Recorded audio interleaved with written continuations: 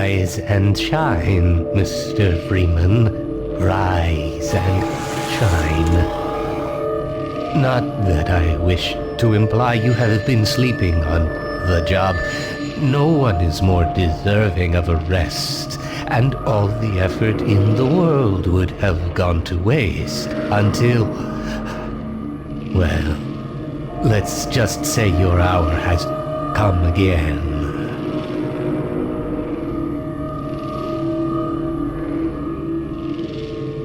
The right man in the wrong place can make all the difference in the world. So wake up, Mr. Freeman. Wake up and smell the ashes.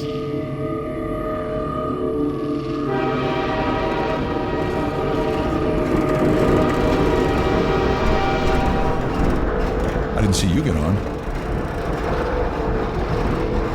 This is my third transfer this year.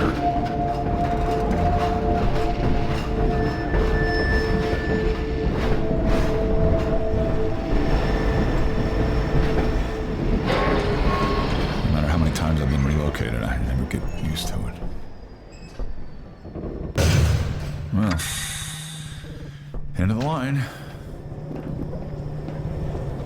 Welcome. Welcome to City 17.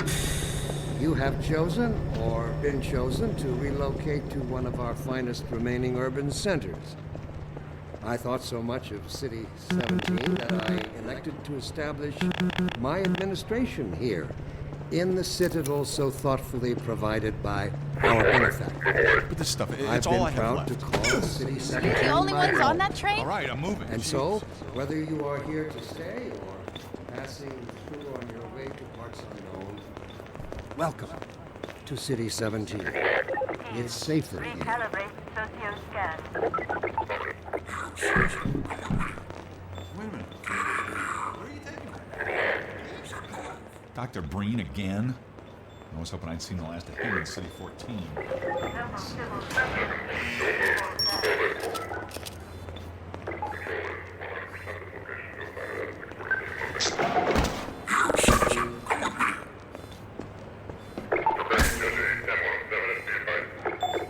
Welcome. Welcome to City This must be a 17. mistake. I got a standard relocation coupon just like everybody else.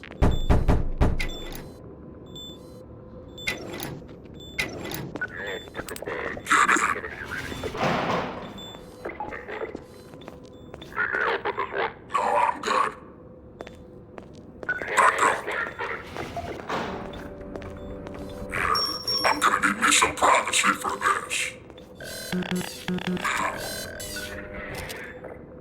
About that beer I owed you.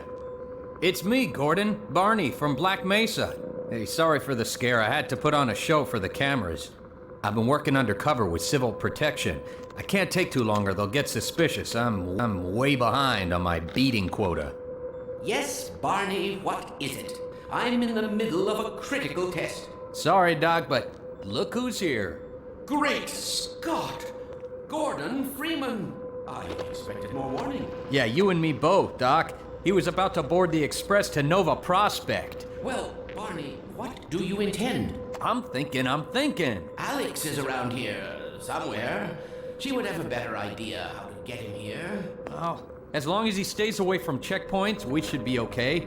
Listen, I gotta go, Doc. We're taking enough chances as it is. Very well. And, Gordon, good to see you. Okay, Gordon. You're gonna have to make your own way to Dr. Kleiner's lab. Oh, man, that's what I was afraid of. Get in here, Gordon, before you blow my cover. Pile up some stuff to get through that window and keep going till you're...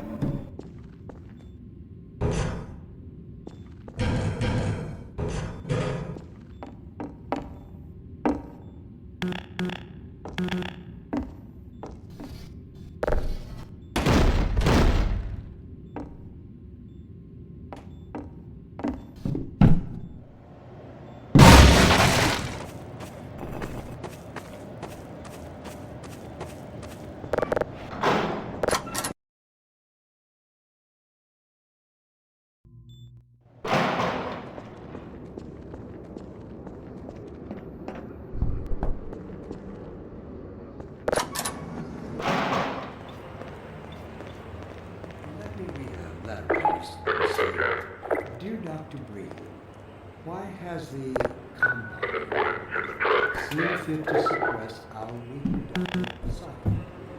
Sincerely, a concerned citizen. Thank you for writing. Concern. Of course, the question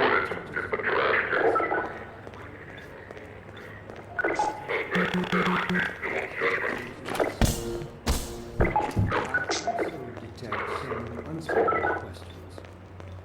Do our benefactors really know what's best for us? What gives them the right to make this kind of decision for mankind? Will they ever deactivate the suppression field and let us breed again?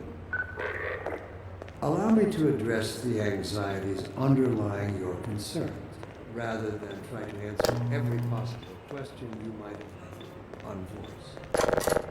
First, let us consider the fact that for the first time ever, as a species, immortality is in our reach. This simple fact has far-reaching implications. It requires radical rethinking and revision of our genetic approach. It also requires forethought and runs in direct opposition to our neural precepts. I find it helpful at times like these to remind myself that our true enemy is instinct. Instinct was our mother when we were an infant species. Instinct coddled us and kept us safe in those hard-scrabble years when we hardened our sticks, cooked our first meals above a meager fire, and started at the shadows that led But inseparable from instinct is twin superstition. Instinct is inextricably bound to unreasoning impulses, and today we clearly see its true nature. Instinct has just become aware of its irrelevance, and like a cornered beast, it will not go down. But fight. Instinct would inflict a fatal injury on our species. Instinct creates its own aggressors and bids us